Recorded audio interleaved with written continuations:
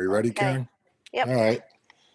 Fire Protection Licensing Board of December 1st, 2022 is called to order at 9 a.m.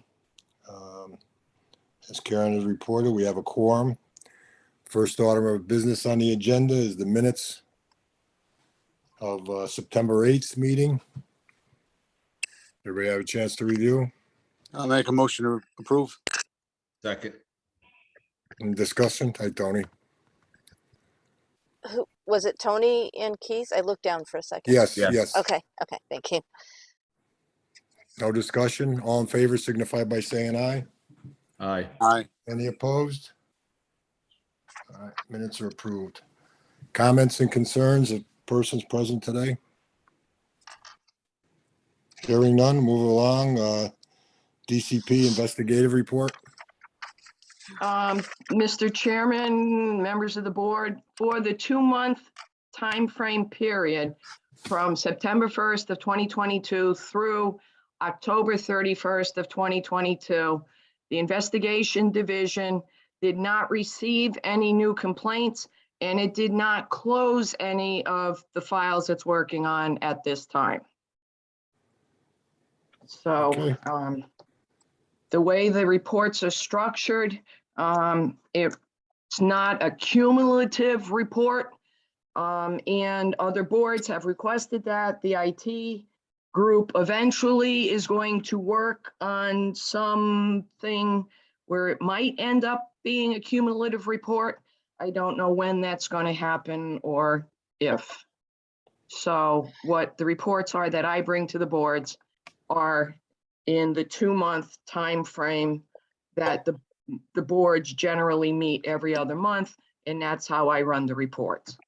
So that's what you have, sir. Thank you. Appreciate your report. You're welcome, sir. Anybody have any questions for the senior investigator? Hearing none, thank you. You're welcome, sir. Okay. Moving right along, DCP Legal Division. We don't have anything for the meeting today. Okay.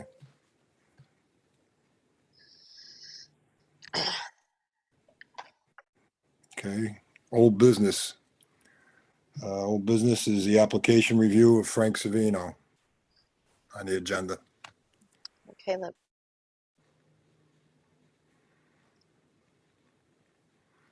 Okay, so as Karen has stated earlier, she sent out the some additional, I don't know, further information just in case. And I'm looking at it right now. A notification from Attorney Grabowski to Mr. Savino. Notifying of today's meeting. Is that what you were referring to, Karen? I sent out just right before the meeting today. I sent out the application because I wasn't sure whether you had that or not, and I'm not sure what you're looking at. I'm looking at the letter. It's page 1 or 2, or 2 pages from Attorney Grabowski. That's what I was looking at. But let me just look again here. Maybe I opened up the wrong. So I sent an email at 8:52 that with attachment Savino, it's labeled Savino 1, Savino 2, and then another one that says Savino 3, because I was unsure as to whether or not you guys had the application from before or whether Shannon had sent it. Okay, I got Savino 3. I'm opening it up right now. All right. So there are 3 different attachments. I did an email 1 of 2. I can also do a share screen for this application or any other documents that you'd like me to do that with. I just figured I'd send it over just in case. All right. All right.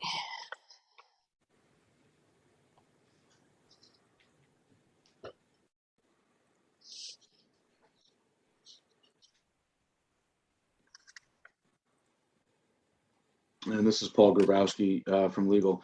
So this is just a continuation of that review that we did on June 2nd. Mr. Savino had or the board rather, had requested some additional information, mostly about his New York City license and the New Jersey license to see if it was comparable or equivalent to Connecticut's. So there was that third submission that Karen sent over, that Mr. Savino sent over as well.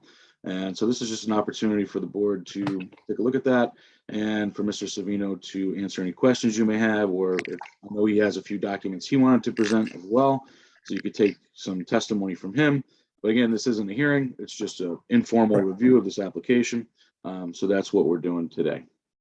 Well, as it's always been explained, Attorney Grabowski, the burden of proof is on the applicant to prove, prove that the, documentation or credentials he's submitting are equivalent or better than state of Connecticut. So I guess this would be Mr. Savino's opportunity to present his evidence or whatever to substantiate the claims. And I'll allow Mr. Savino, if anybody has any questions or whatever, we'll allow Mr. Savino to speak and on his behalf. And in so much as what he provides as testimony, I think we should swear him in as well. Let me move Fine. him over to the panelist status so that he can officially join us. So it sounds like what's labeled as Savino 3 may be the only new document that you may not have seen.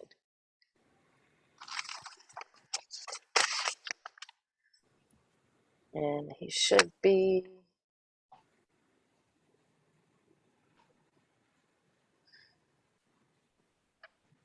Can you hear us, Mr. Savino? You're on mute. Can you hear me now? Yes. Okay. Okay, so I'm going to administer the oath, Mr. Savino, and after I read it, if you could just affirm by stating I do. So do you solemnly swear that the evidence you are about to give concerning the application in question shall be the truth, the whole truth, and nothing but the truth, so help you God, or upon penalty of perjury? I do. Thank you. Okay. You All right. turning it over to me at this point?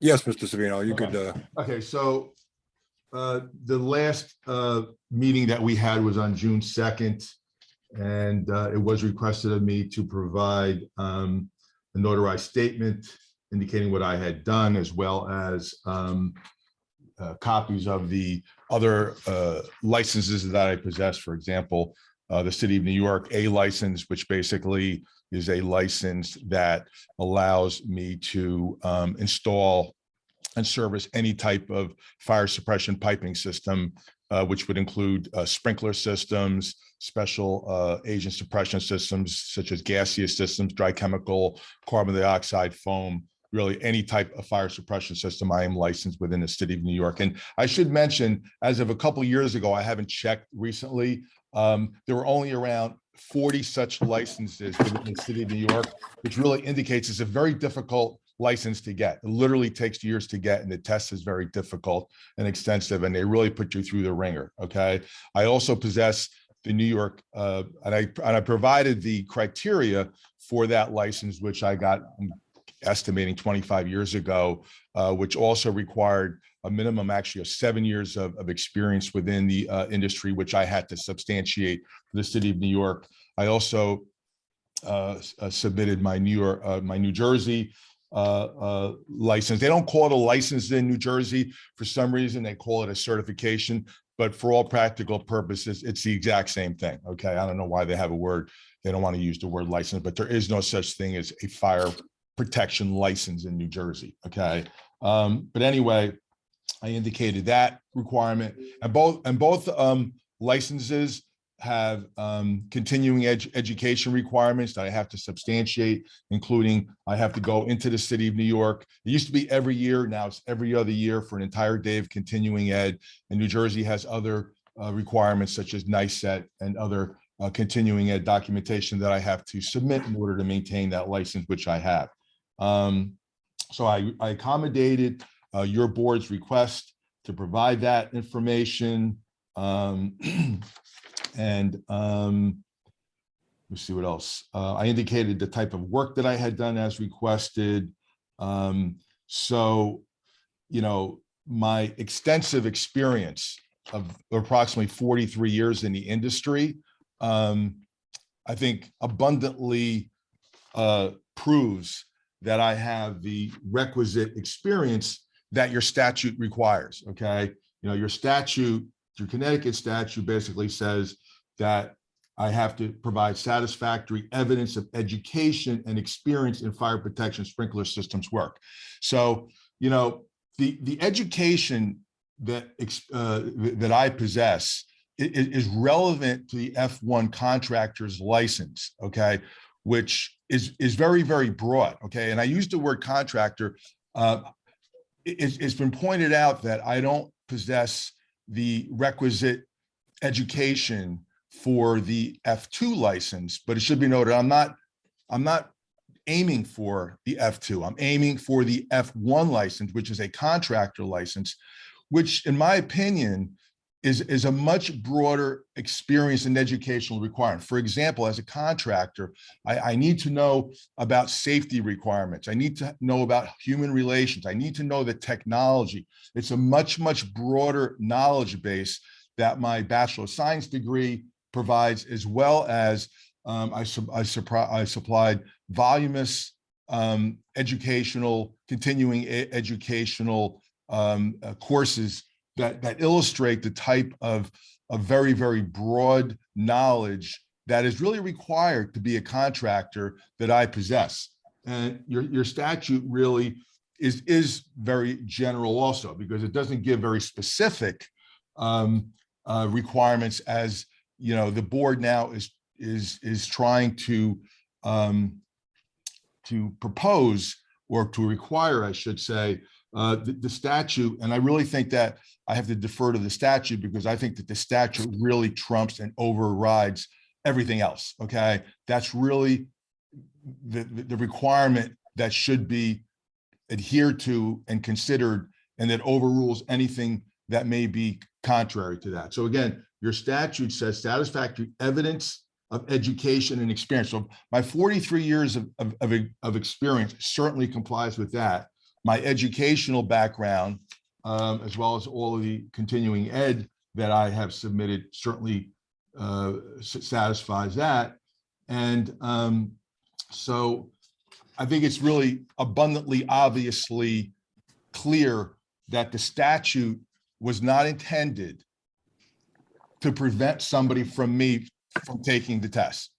And again, if I'm just kind of making this whole thing up and I really have no knowledge of this industry, then it's going to come out in the test. If it's a valid test, I'm obviously not going to be able to pass that test. So I'm really not understanding why I should not be allowed to take the test.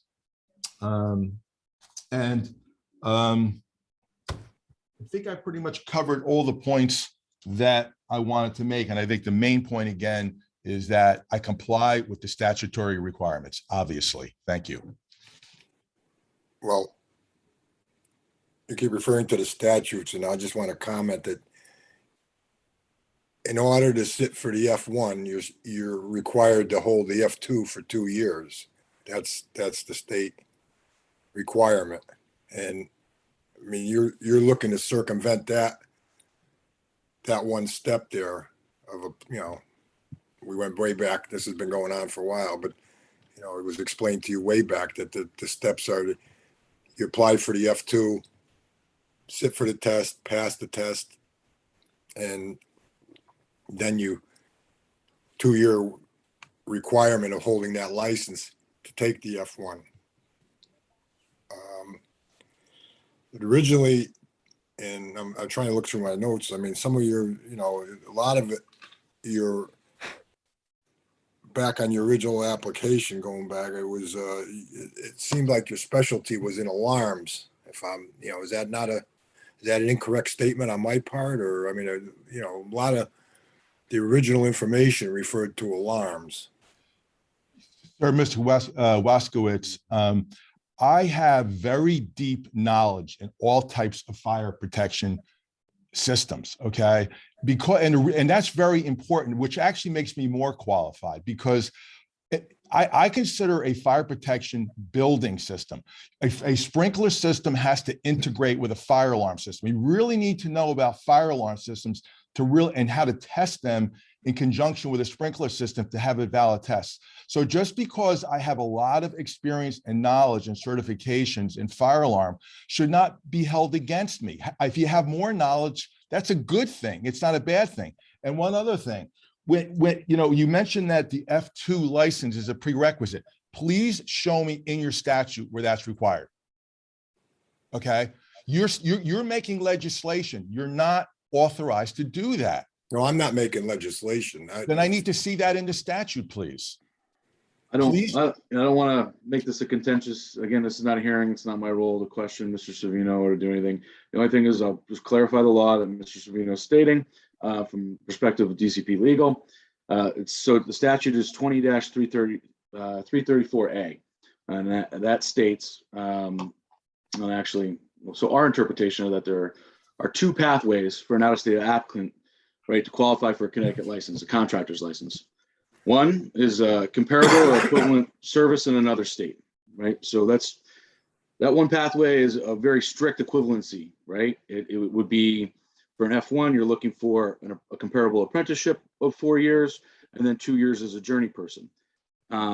Wouldn't have to be apprenticeship, but you would have to see the education, the work schedule that lines up very similarly, again, as the chairman stated, equal to or better than what you have in Connecticut.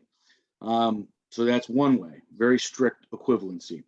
The other is at the board's discretion, right? Again, you folks, the satisfactory submission of education and experience and passage of a contractor's exam. But again, as board members, you might look to the guideposts of Connecticut law for the progression to become an F1, which is going through the F2 process. You would look for some sort of comparable education. You might want to weigh experience a little bit higher if you didn't have everything in the education. But again, that's at the board's discretion. You'd be looking for a lot of experience, verifiable experience, and education that you found satisfactory. That's an option to the board. It's an option to the board. And those are the two pathways. But so that's what the law states, and that's been DCP's legal interpretation of the law for out-of-state applicants. Okay, so there's two options. Okay, that's what you said. So I'm being held to the fact that I don't comply with the one option of the 2 years. Okay, but I'm not submitting an application on that option. Okay, I'm going with the other option. Okay, the or, the statute indicates or. You don't have to, it's not an and, it's an or. So the other or basically says the experience. It says. So, yeah, and again, it's satisfactory to the board what that education experience is going to be, and the board is able to use those guideposts of what the F2 progression is to the F1. They have to use some sort of standards, and those are the standards generally that are applied. Well, Looking at that progression. So again, I don't want to get into an argument about the statute. The board's been doing this for a while, and I don't want to overstep. And this is not a hearing, so I'll step back at this point. well, I think that you're right. There is a certain amount of discretion of the board, obviously, because things are not in black and white. However, I think what it should be a requirement here is that a certain degree of reasonableness be applied here. Okay, and whether this was the intention of the statute. Okay, was the intention of the statute, which again, my position trumps everything here. Okay, it trumps the discretion of the board. Okay.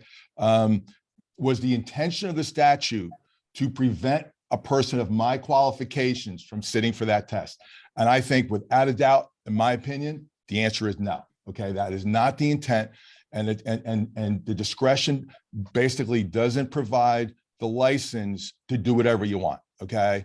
And I think that's what's happened here. All right. I'm sorry for being contentious, but it's very frustrating to me that I am a top qualified candidate here, and I'm being blocked and frustrated for reasons that really are not reasonable and make any sense to me. And again, do not comply, mostly importantly, with the statute.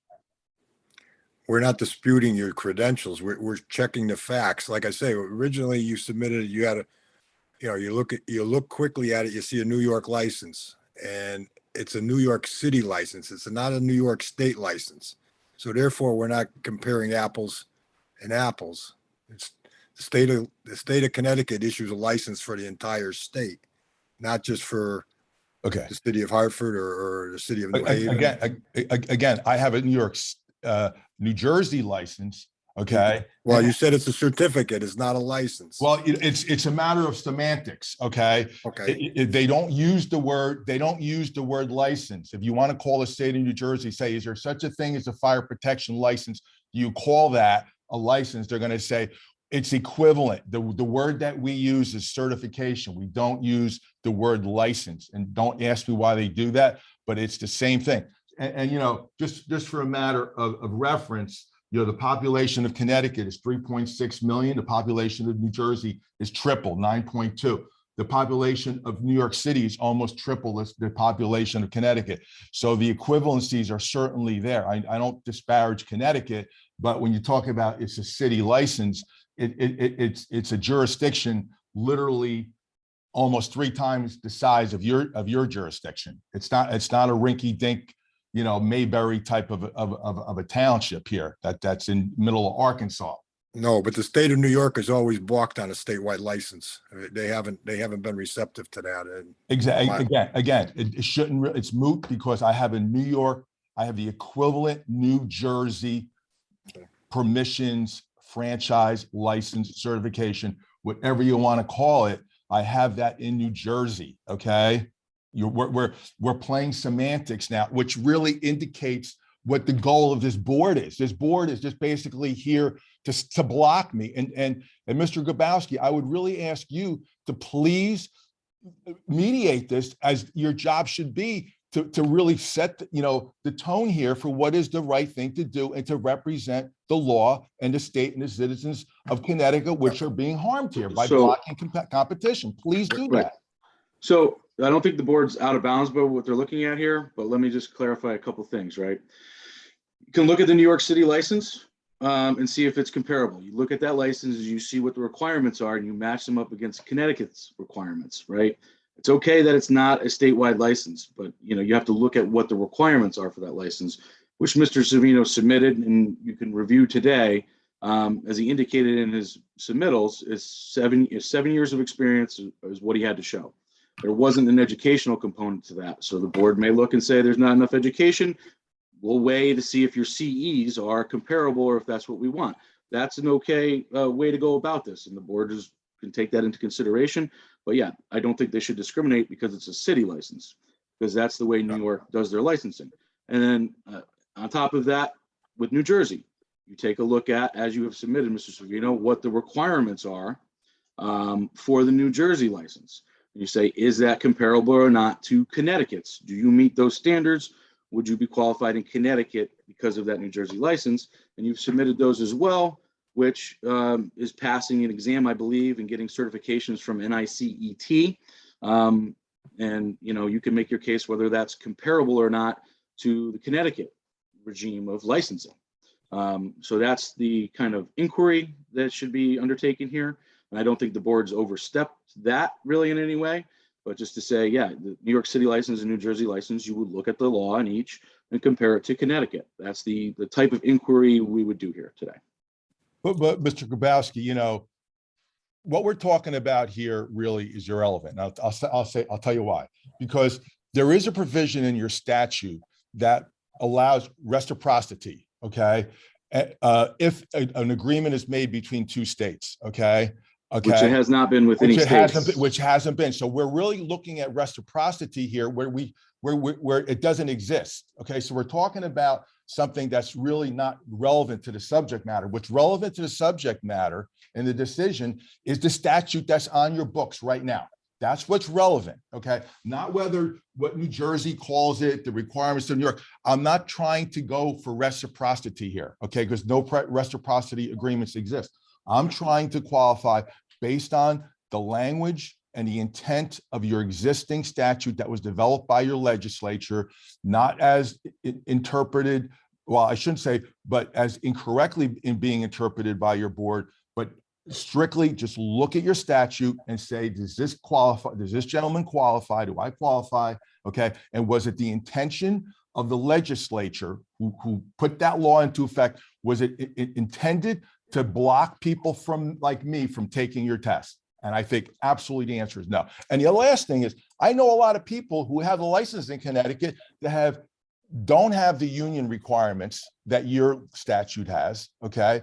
And don't have the number of hours, and they got that license. And I just really think that it's an unfair application of your law. I don't know what you're referring to as far as the union requirements. Okay, I think that you wear a union contract, you have nothing against union, but I think that the modeling of your regulations are modeled after a union journeyman requirement for a sprinkler fitter, okay? Well, wait, let me just interject there, because the apprenticeship comes under the Department of Labor. They set the standards. I mean, Okay, and it went from 5 years to 4 years, but those are requirements that were set forth by the DOL. Yes. Not by, not by yeah, any union or anything. those are really derived from the union journeyman requirements, which are great. They're great educational, criteria. I'm all for it. I am a union contractor, okay? And I'm all for education, okay? But that's not what the legislature adopted. If your legislature adopted that, I would say, hey, I have no argument. But that's not what your legislature adopted. I'm asking you to follow the law as your legislature wrote it and intended it. That's all I'm asking you to do.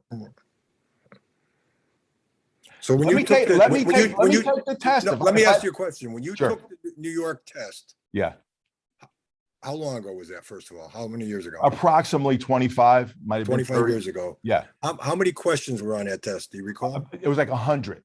100? Okay. Yeah. It was a very difficult test. As I said, up until about 2 years ago, there was only, as a matter of fact, when I go to my continuing education training, the instructors say it's harder to get this license in New York, the A license, than it is to become an attorney or a doctor. Okay. It's very, believe it or not, they said there are fewer licenses and the rejection rate is like 90%. Okay. The rejection rate, the failure rate is like 90%. Well, the result, pass fail rate on the state licensing for fire protection isn't, it's not in a 90-100% range. There's a difficulty factor too, and it's by design. It's not a simple test either, because you're dealing with life safety. I mean, you Absolutely. the harder than a lawyer or a doctor. Well, the doctor's life and death situation. The lawyer Yes. will. So is fire protection, by the way. Yeah. No, Yes. that's what I'm alluding to. But so I guess I'll Let me take the test. If I don't know what I'm doing, I'm going to fail the test. Let me No, take the you're- test. That's all I'm asking you to do. You're Let me allowed to take the test 3 times in 1 year. Well, you know what? If I go and hit the books and I learn what I need to learn to pass the test, then I deserve to have the license. Is there any other board member who has any questions or any input?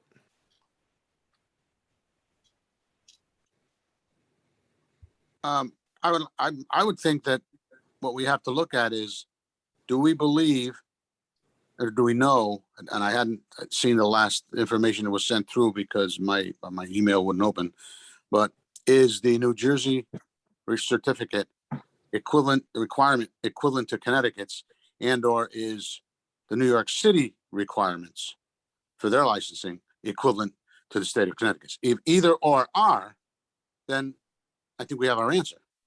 Right. I concur with that. What you're saying, Tony. Dave, what about, Dave, if I think we're going back again to this comparison that really doesn't apply here. I mean, I believe that it does. Well- It is equivalent, but again, that's not in your statute. Okay. Look, like I'm not trying to get your license, a Connecticut license, based on an equivalency of another state. I was asked to provide that information, which really only piles on or adds even more evidence to my case. Okay.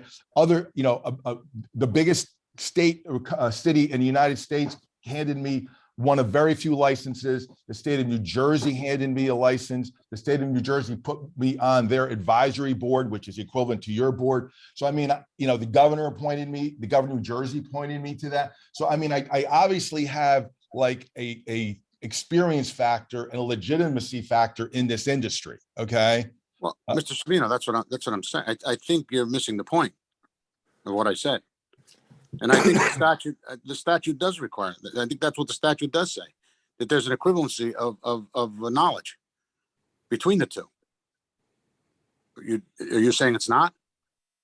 I'm saying that I believe that it could be considered as part of the experience factor, but the reciprocity.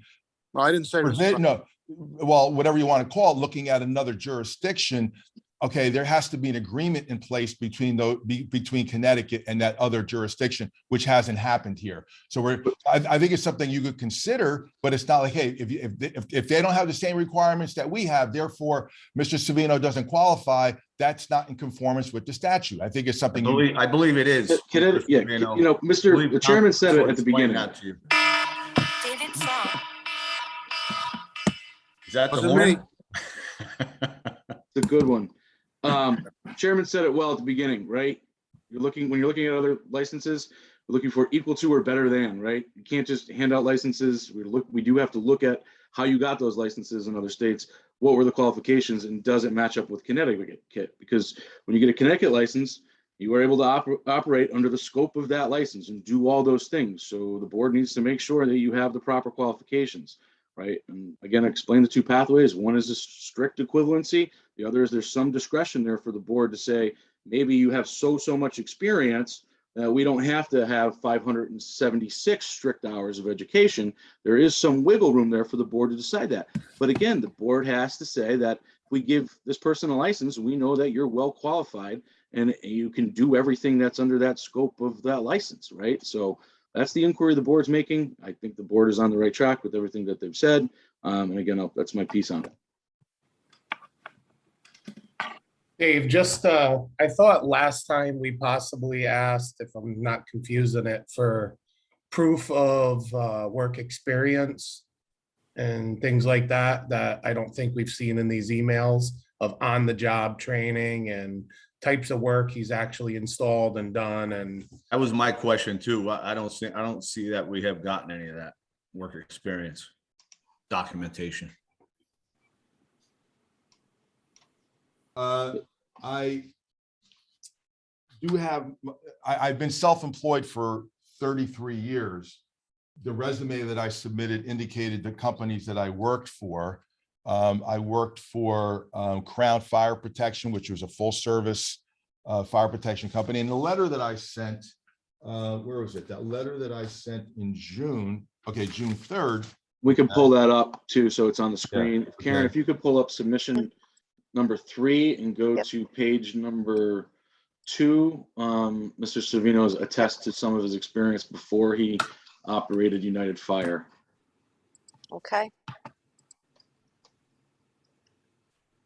So this is the June 3rd letter. Is this what you were looking for? Yep, and if we go down to page 2, Okay. he explains some of his experience. Yeah, right at the top of page 2, the first 2 paragraphs, or maybe 3 Okay. paragraphs, outline some of his experience there. I'll turn it back over to him, obviously.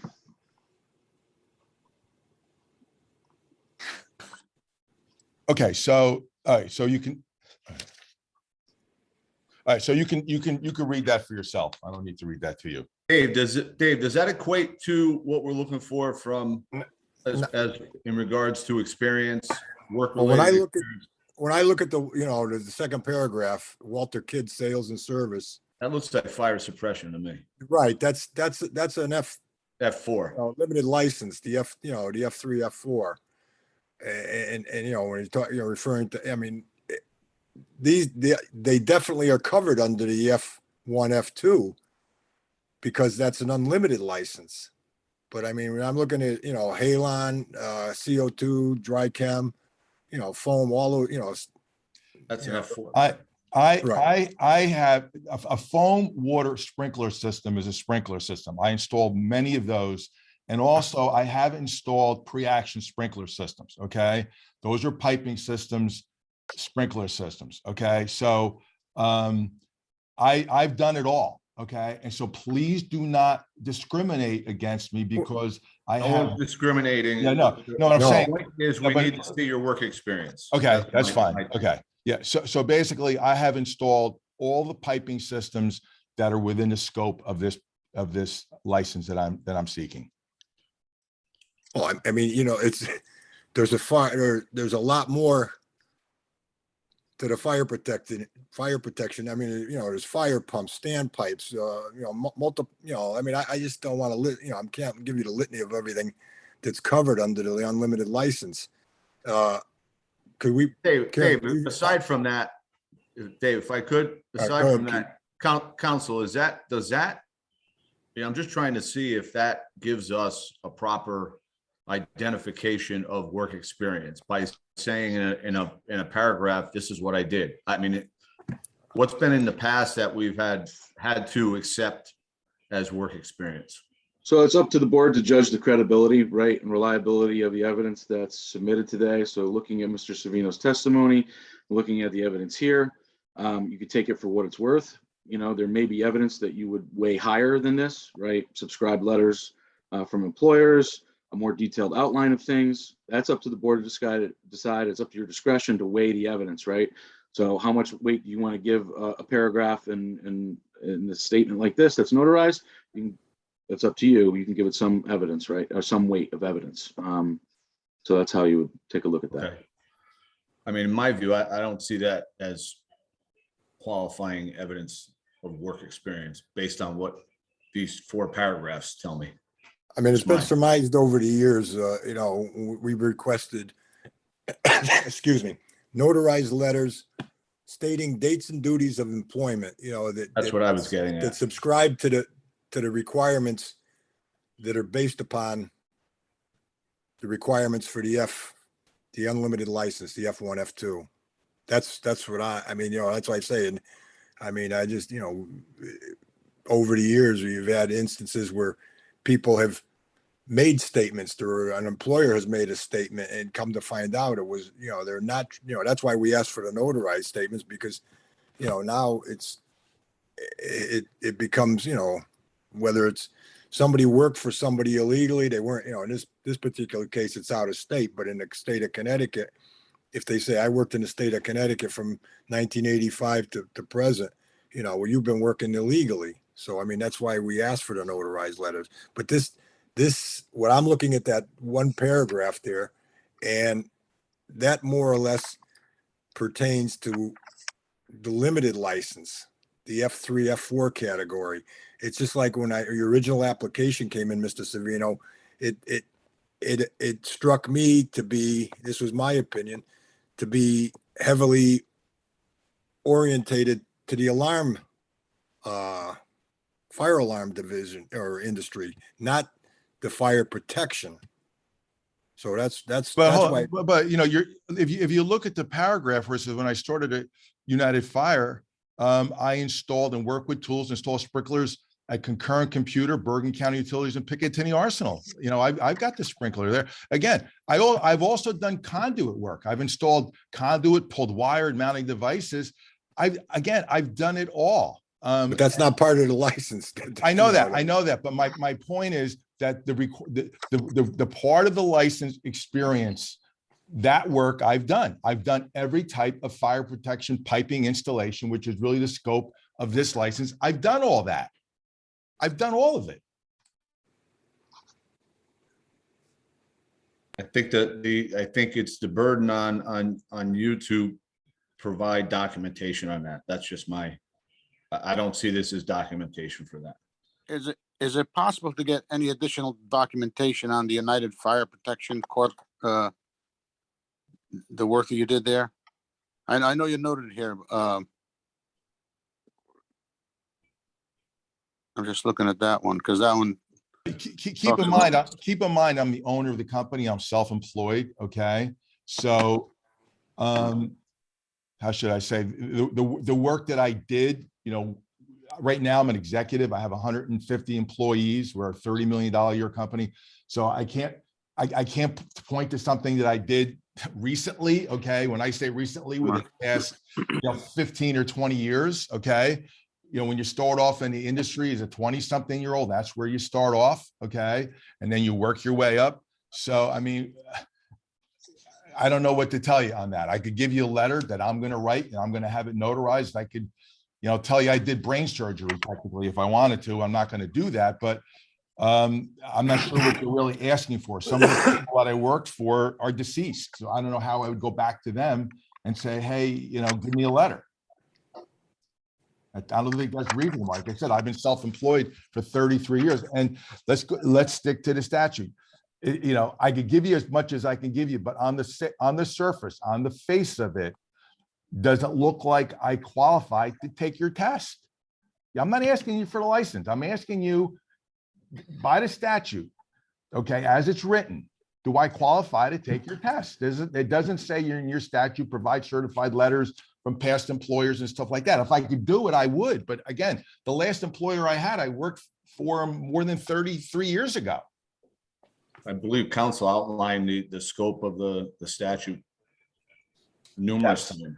I know that. And again, I'm asking for full compliance with the statute, and I'm not going for the 2-year apprenticeship methodology. I'm going for the other methodology. All right.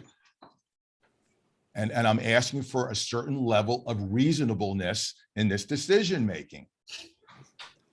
What's reasonable? That's ultimately what's going to decide this matter. What was the intent of the statute and what is reasonable? Okay. Whether that gets decided today or some other time by some other venue, that's what I'm really asking for. Okay.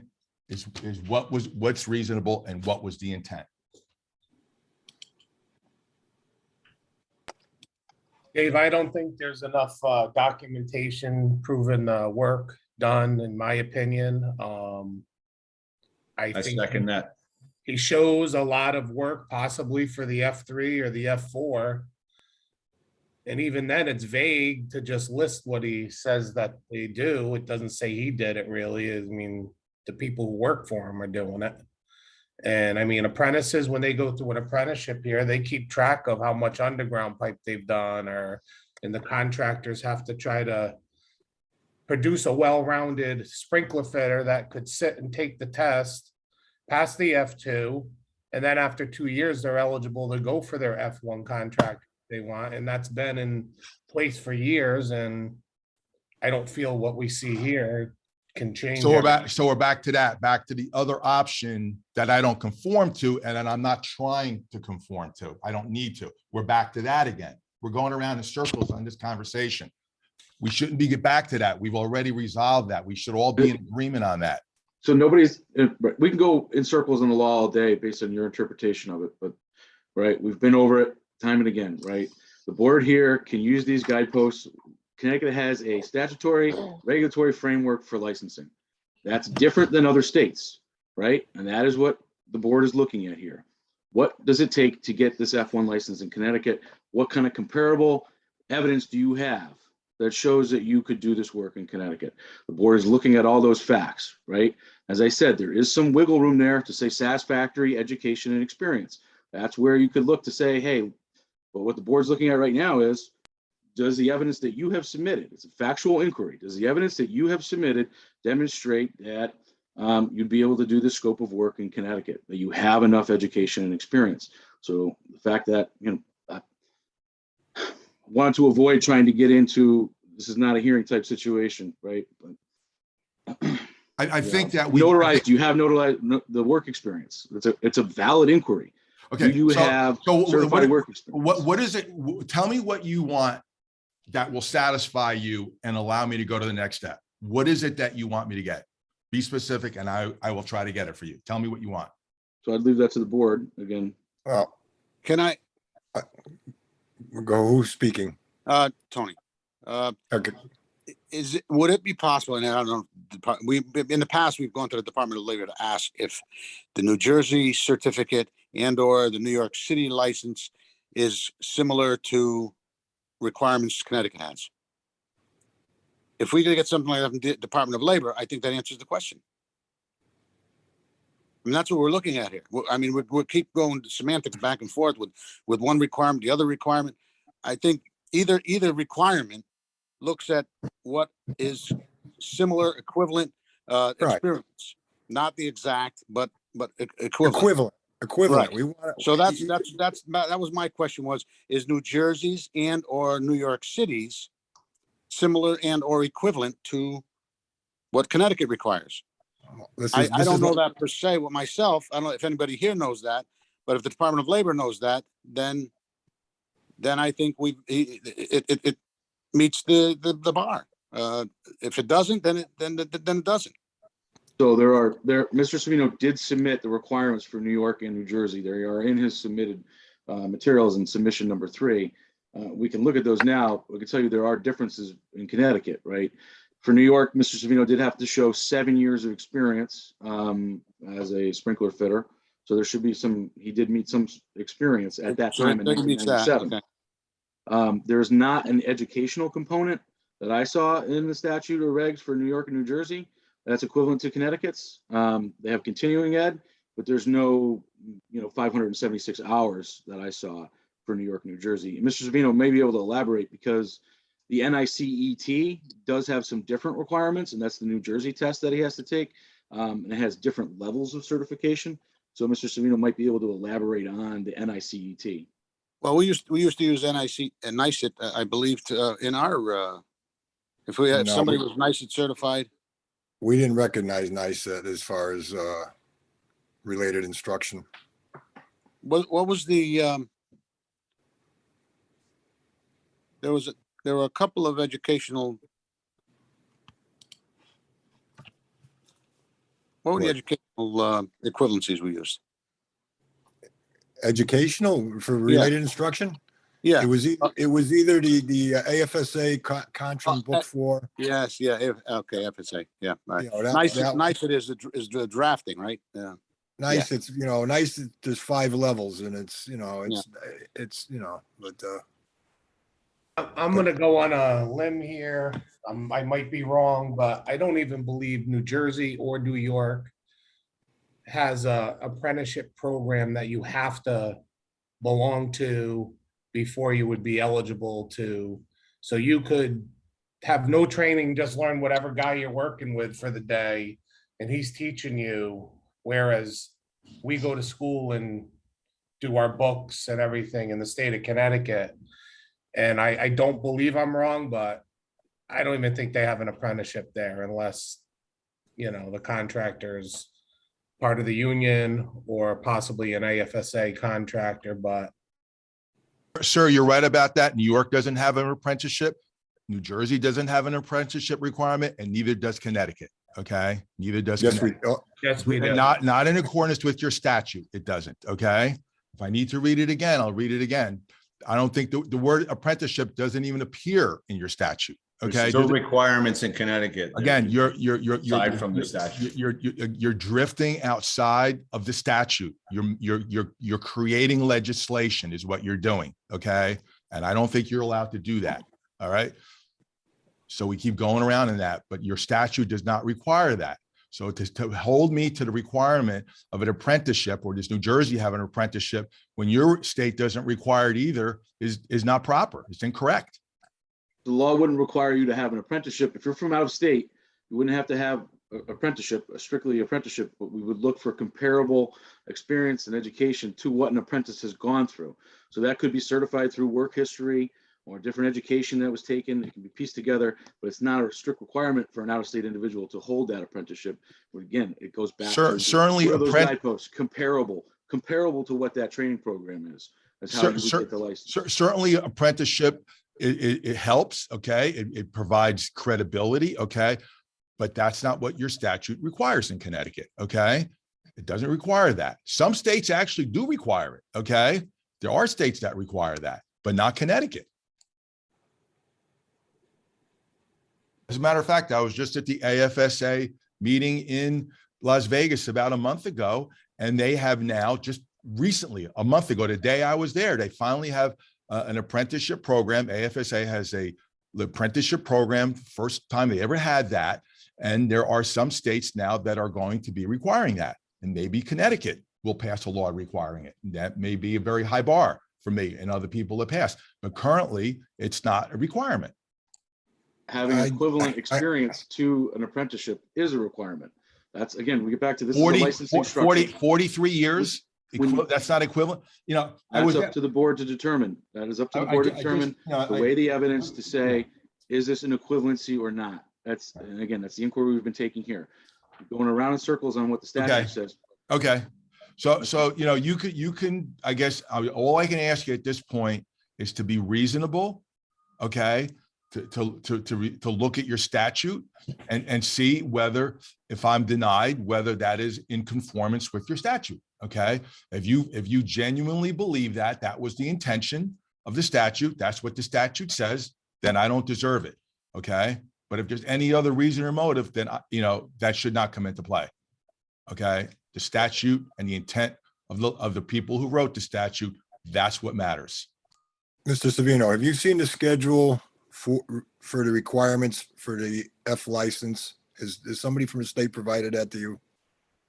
I did see something, I think, for the F2, but again, I'm not going for the F2. all No, right? but, well, it's, Yeah, you walk before you crawl before you walk. So you get the F, but I mean, what you're looking for is to circumvent that one step of getting the F2. You're jumping, you're No, going I'm not. past go.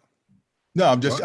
I'm trying to get the contractor license. I'm not trying to get the journeyman. That's the license. F1. That's the Exactly, F1. right. I want to get the contractor license, okay? But there's steps in the procedure.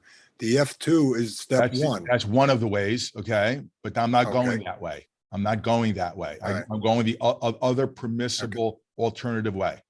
That's the route that I have applied for, the alternate way that in conformance with the statute. All right, I'll ask Karen if she could provide you with the schedule of values there for the F license, which spells out all, you know, whether like, you know, Wayne was alluding to, talks about underground, standpipes, you know, hose valves, fire pumps, you know, wet, dry system, you know. That'll be nice. That'll be good to have. I don't really, No, you but know, I'm saying. it when you doesn't see- apply to my application at this point, but but- You'll see when we're looking at your application, you talk about working for Kitty and, you know, whether and it's Crown 7 Fire years- Protection I'm sorry? and Crown Fire Protection too. I But worked but for. I'm just saying, Yeah. but when we're seeing the documentation that's spelling out basically a limited type license. No, sprinkler work is in there too. Okay, all the work that I described, I would need the F1 license to do all of that work, okay, in Connecticut. The pre-action sprinklers, the foam water sprinklers, the CO2, the dry chemical. I would need to have an F1 license to do the work that I describe in that letter. I could not do it with any other license, all that work.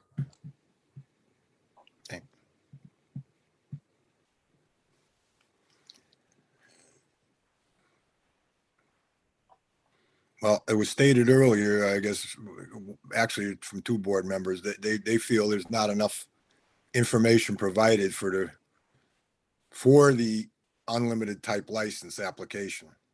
With all due respect, I disagree with that, okay? I think that my 43 years as a contractor and qualifies me in accordance with the statute of Connecticut. Excuse me. It qualifies me to take the test. Doesn't it qualify Yeah. me to have a license? Let me correct that. Right. Once you get your foot in the door, you pass the test, you got the license. We want to make sure that the qualifications for sitting for that test are all in place. Well, that's why there's a test in case somebody has a good line of BS and they could get past you. They're not going to pass the test. Okay, if your test is a valid test. It's a valid test, but it's an open book test also, if you're well aware. I don't know if you're aware of that. Well, you know what? Open book tests, in my opinion, are the hardest test to pass. Well, Okay. if you go in with no knowledge, yes, it is. Yeah, you're right. Yeah, Yeah. exactly. You know, if you go in with no knowledge, if you got some knowledge, it's an advantage. So like I So said. again, I'm asking you for the opportunity. I could be a really good contractor in your state. I have a lot to contribute. I'm sought out by engineers and people as being a really, really knowledgeable guy. I was just at Kidda Worldwide headquarters last week giving them a presentation. They asked me to give Kidda International a presentation. I mean, you don't get asked to do something like that if you're not a very, very qualified person, okay? Kidda Worldwide International had me do their keynote presentation. I gave you a letter on that if you want. Nobody's disputing that, Mr. Savino. Dave, what's our next step here instead of going round and round with the same? Well, Conversation. I would say either, you know, we spelled it out to Mr. Savino. So basically he could either provide additional documentation to show further beyond the Kidda, you know, the you know, that hood systems type installations and whatnot, where that's why I said about getting the schedule of values for the F license. You know, that could be provided to him. He could see, and then in his letter, he could say, yeah, I've had in my 43 years, I've had, you know, X amount of experience in this field, this field, this field, this field. That would be, you know, show that there would be equivalent OJT, you know, on the job training for getting the F license, the unlimited license, you know, but not to just say that I've, you know, I you know, dry chemical, halon, you know, CO2 and those type of systems. It's all part of it, but it's not the major part of it. There's a broader scope, you know, whether it's hangars and seismic and whatnot. I mean, it's there multitude of things that aren't spelled out in what we've seen so far. That's why I say that to me, you know, I mean, it's not a case closed type of thing. It's just that further documentation should be provided to show that he's got the experience in the unlimited license field. That's all I'm asking. And in what form that further documentation? Please, you know, tell me specifically, you know, how you want to tell me that how that documentation is presented, the form that is presented. I mean, that's all we're asking is notarized letters, Mr. Savino. It's From who? You know, From who? well, From deceased people? I know it's that's that becomes a tough one. We've Yeah. been faced with that. People Yeah. and people have done their due diligence and gone back and found somebody, you know, whatever that, you know, can attest to this, the fact. I mean, even, you know, I mean, you yourself, if you're making a sworn statement on a notarized letter, but that's why I said, if you- But I've already done that. The letter that I sent dated June 3rd indicates the scope of work that I did. I signed it. It was notarized. Okay. So I've already done that. And you remember, I'm self-employed. all right, I'm looking at one. I don't know if this is the letter you're talking about. June 3rd. We looked at it about 15 minutes ago. Well, I'm looking at another one I got on my other screen. I'm looking at right now, and it's, you know, 3 of 88 to present United Fire Protection. That's my resume. Look at the Okay. letter dated June 3rd. We were, you know, basically it had, I did halon work, I did CO2, I did pre-action sprinklers, I did foam water, that letter. The all the various systems that I worked on very early in my career. It's been a long time, I will admit that, okay, but I did do it.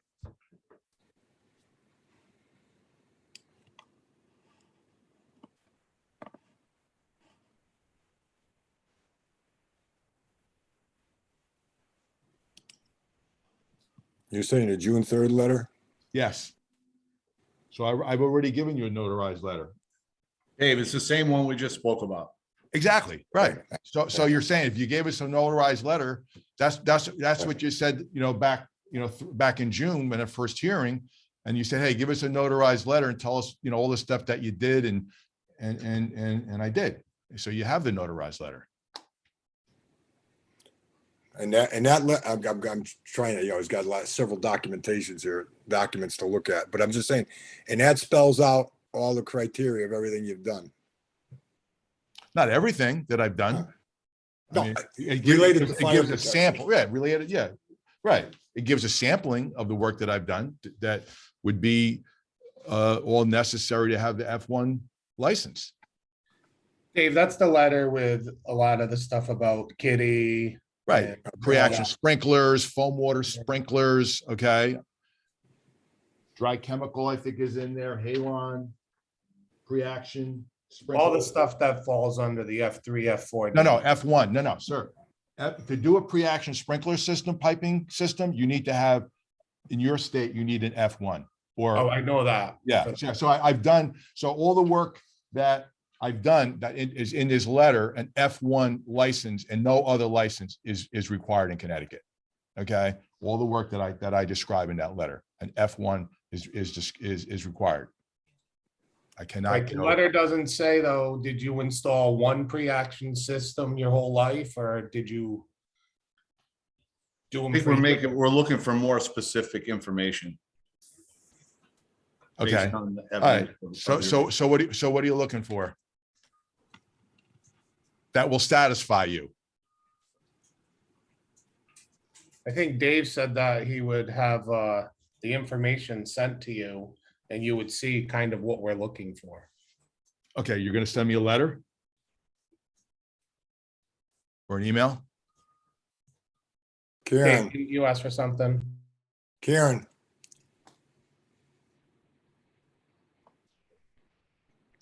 Sorry, Karen? I was muted, sorry.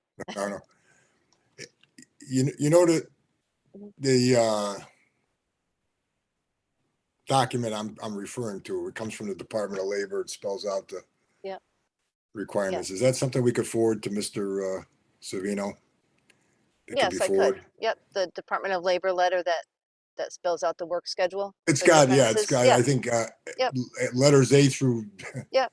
A through Y or something. It's Yeah. quite a few. I mean, but it specifies, hangers, underground valves, Right, fire yeah, pumps, the whole yeah. nine, the whole gamut of it. Yeah. So that, yes, It's a list of what the apprentices yes. need to have Correct. covered.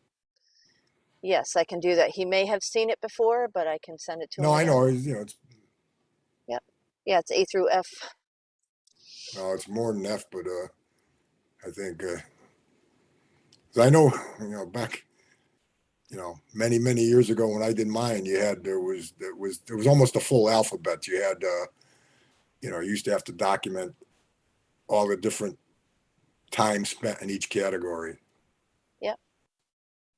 So that, But Dave, is that the decision we're making, tabling this based on?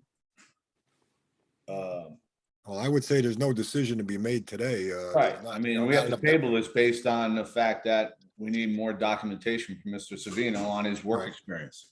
That would be my motion. Okay, is there a second? I second. Any discussion? All in favor signify by saying aye. Aye. Okay. Tony, Wayne, So- Tony, so- Wayne, I, okay.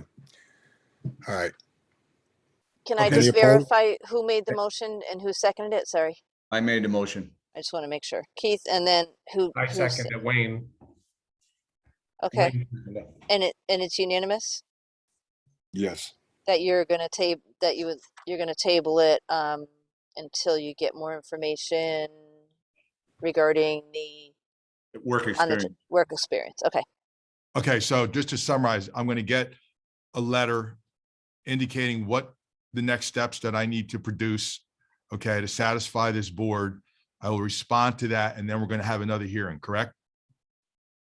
yeah, well, you're gonna Okay. get that schedule there, Mr. Savino, Okay, and it's gonna, explain to you the whole okay, criteria okay. for, Okay, just make sure that the letter kind of gives me the instruction of what you're looking for. I don't want to just get, like a document that really doesn't give me, okay, Mr. Savino, here's what you need to do with this document. Okay, do this, get it back to me, answer this question, or whatever the case may be.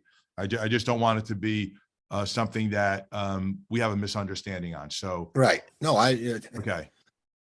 believe me, I'd love to see this thing cleared up. This has been, you know, you know, frustrating on your end and our end. It's, but you got to understand we're tasked with to make sure that whoever we approve to sit for that test, that person is qualified. It's not, it's not I use this example. The test in the state of Connecticut is not which hand's got the marble in it. It's a difficult test. Yes, you're correct in what you're saying about if I don't pass, I won't get the license. But we want to make sure that, the person that's sitting down doesn't stumble upon passing the test and get that license and not be entitled to it. So, one thing, that I would suggest that you do is to get like personal references of mine. Okay. And I could get you very impressive references that really would say that I'm very honest. Very ethical. I would never do anything that I'm not capable of doing. I'm very competent. That's what really matters. Okay. As well as the other requirements. But I think that really has to say a lot. Nobody's disputing Yeah. your character, your ethics, or anything. And your reliability. You could be the nicest guy in the world, but we want to make sure that nicest guy in the world is qualified. Well, I think when I talk about ethics, what I'm talking about is not everybody could be an expert in everything. And part of ethics means that you stay within your level of competency. Okay. You don't go outside of it. If you don't know a particular technology or whatever, you just don't do it. You may be licensed for it. Okay. But you just don't do it. Okay. That's what really ethics means. When I talk about that, you're worried about, hey, you give you a license, you can do this and do that. It could be a life safety hazard, but an ethical person would never do anything that would be considered to be outside of his area of knowledge and expertise. Right. So you'll get that information from our board liaison Karen, and she'll send it to you, and we'll go from there. All right, we'll continue onward, I guess. All right. See where Thank you for your time. Okay. Thank you for your time today. Appreciate it.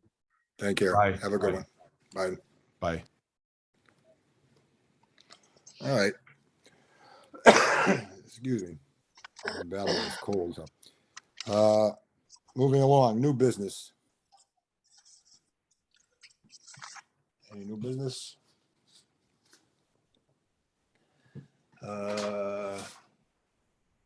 Application review work group. Well, we've been meeting, and that's all I have to report. There was actually the Tuesday there was a review, and correspondence. None. Comments or concerns of persons present today? Nothing? No. All right. Attorney Grabowski, I'd like to thank you for your time, if you're still there. Yes, Appreciate- and thank you all as well. Appreciate your assistance in this matter. It's always good to have advice, legal advice. Thank you. Hearing no other business, I'll entertain a motion for adjournment. Make a motion to adjourn. Is there a second? Second. All in favor signify by saying aye. Aye. Aye. Any opposed? Meeting's adjourned at 10:09, and I wish everybody a Merry Christmas, Happy Holiday. We won't be meeting again till after the first of the year, so hopefully everybody stays healthy and happy, and thank you for your time today. Thank you. All right. Have a great holiday.